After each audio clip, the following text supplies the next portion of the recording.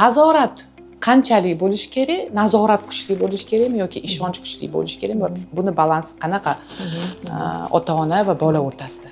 Mana shuni qarang, mana sharq bilan g'arb talqinida oladigan bo'lsak, g'arbda nazorat yo'q, erkinlik bor va bolani o'z holatiga qo'yish bor. Ya'ni sen hozir nimani xohlasang shuni qil, hozir va shu yerda bajar. Xohlaganingni bajar. Ishonch ya'ni. Ishonch va to'liq erkinlik.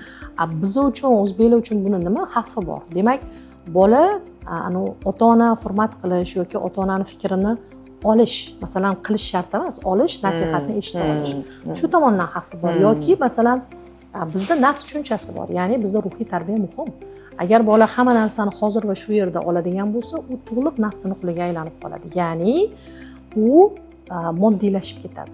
Demak, nima muhim? Qat'iyat muhim, ya'ni bolani tarbiyalashda intizom muhim, mehr muhim va albatta bilvosita nazorat, bevosita emas, ya'ni qayerdasan, nimasan emasdek, qayerda, kimlar bilan va o'sha bolani o'zini shaxsi uchun to'g'ri yo'l ko'rsatishga ota-ona bu yerda ham psixoterapevtik texnikalar ishlaydi. Ya'ni biz tanqid qilma, qo'llab-quvvatla metodini qo'llaymiz. Bu nima?